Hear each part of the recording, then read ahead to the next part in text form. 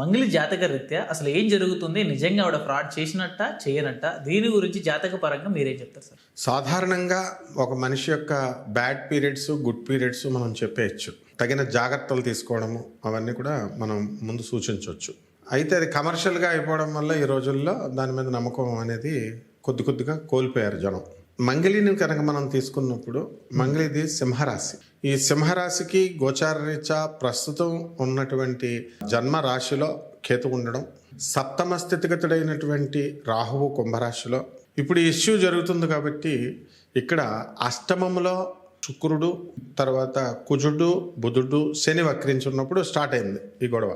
ఆ తర్వాత మీనరాశిలో ఉన్నటువంటి శుక్రుడు మేషరాశిలోకి వచ్చేసాడు.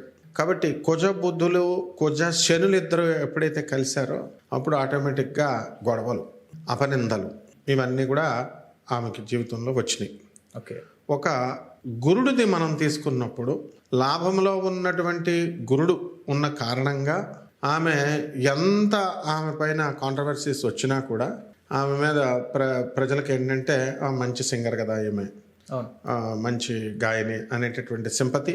ఆ తర్వాత ఇది జాతకరీత్యా ఇలా జరిగింది అనేటటువంటిది అందరూ అర్థం చేసుకున్నారు. అభిమానం ఉంటుంది కొంత.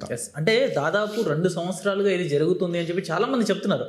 ఎవరైతే బాధితులు ఉండి వాళ్ళు వచ్చి మాట్లాడి మా డబ్బులు తీసుకున్నారు, మేము పేమెంట్ ఇట్లా చేసినాం అని చెప్పి మాట్లాడుతున్న వాళ్ళు దాదాపు ఇదంతా ఒక 1.5-2 years నుంచి జరుగుతూ ఉంది. అలాంటిది ఒక 1 week నుంచి ఇది బయటికి రావడం, ఇదంతా ఇష్యూ అవడం నిజంగా జాతకరీత్యానే అయిందంటారు? 100% జాతకరీత్యానే. ఓకే. అందువలన అప్పుడు సప్తమంలో రాహు ఎప్పుడు కూడా పార్ట్నర్స్తో గొడవలు పెడతాడు.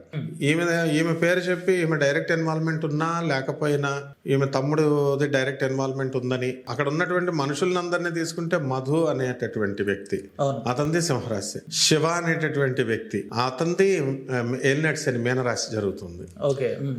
కేసు పెట్టించినటువంటి లాయర్ సుబ్బు, అతనిది ఏలినాటి శని బ్యాచ్ ఇదంతా కుంభరాశి.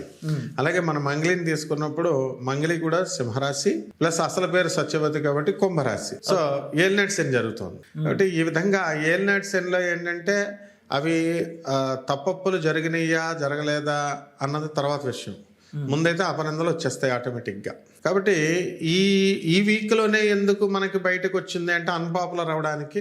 ఇంకా మనకి 14వ తేదీ కనుక వచ్చినట్లయితే రవి మేషరాశిలోకి వస్తున్నాడు. 14వ తేదీకి స్ట్రాంగ్ అవుతాడు.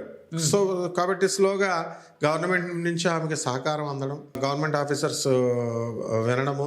ఎందువల్లంటే ఆమె కేసు ఇచ్చిన 1 dayలోనే పంజాగుట్ట పోలీసులు కేసు తీసుకున్నారని, తాను ఒక వీక్ బ్యాక్ ఇచ్చినా సరే తాను సుబ్బుది తీసుకోలేదని త్రూ కోర్ట్ ప్రైవేట్ కంప్లైంట్ వేస్తే ప్రొసీజర్ ఉంటుంది.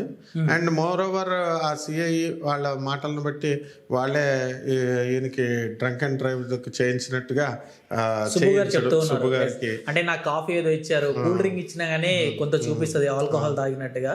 సో నేను తాగలేదు అన్నట్టుగా సుబ్బు గారు అయితే చెప్తున్నారు. చూసాను. అవును, అక్కడ 29 పాయింట్ చేంజ్ ఎంత వచ్చిందని వాళ్ళు అనడము, నువ్వు డ్రైవింగ్ ఎలిజిబుల్ గానీ అని అనడము, అలాగే స్టేషన్కి వచ్చావని చెప్పడం. ఇవన్నీ ఎందువల్ల అలా జరుగుతుందంటే శని వక్రించడం వల్ల అనమాట. శని కుజుడు అంటే పోలీస్ డిపార్ట్మెంట్, వీళ్ళు తీసుకోలేదని పాపం వీళ్ళు అపనందలు పాలవడం. ఆ మంగళికి వచ్చేసరికి సింగర్గా బుధుడు కమ్యూనికేషన్ ప్రాబ్లమ్స్ ఇవన్నీ. మరి అంతకు ముందు కూడా ఆమె బర్త్డే పార్టీలో వివాదాస్పదమైంది. ఇది జరిగింది. పోలీసులు వాడు ఫామ్ హౌస్ లో పార్టీస్ ఉంటే చాలా మంది సెలబ్రిటీస్ ఉన్నప్పుడు ఒక ఇష్యూ జరిగింది. అప్పుడు అంటే కొకైనా డ్రగ్స్ లాంటిది ఏదో ఉన్నాయి అని చెప్పేసి రైడ్ జరిగింది. అది అప్పుడు ఏం జరగలేదు, ఏం లేకపోయినా సరే రైడ్ జరగడం మాత్రం జరిగింది. సో ఇవన్నీ ఏంటంటే జాతకరీత్యా ఈ శని యొక్క స్థితిగతులు మీనరాశిలో ఉండడం, అందువల్లనే వక్రించి ఉండడం, అప్పుడు ఇలాంటివన్నీ కూడా జరుగుతూ ఉంటాయి. ఆమెకు ఇప్పుడు ప్రజెంట్ టైం బాగాలేదు మంగళికి. అంటే ఎప్పటి వరకు ఇలాగే ఉండొచ్చు? ఇంకొక 1.5 సంవత్సరం ఇదేముందిలే, ఇంకో 2 రోజుల్లో మందే లాస్ట్ వీడియో అవ్వచ్చు, ఆగిపోవడం. ఇంకా నెక్స్ట్ నుంచి ఇంకా ఇష్యూ మళ్ళీ కొత్త ఇష్యూ పుడతారనమాట. ఇప్పుడు ఒక్కొక్కళ్ళు మనకి ఈ ఇష్యూస్కి ఏముంది 1 by 1 వస్తూ ఉంటాయి. సో ఇది ఏదైనా ఆమె బ్యాడ్ టైం ఇంకా 1.5 year దాకా ఉంది.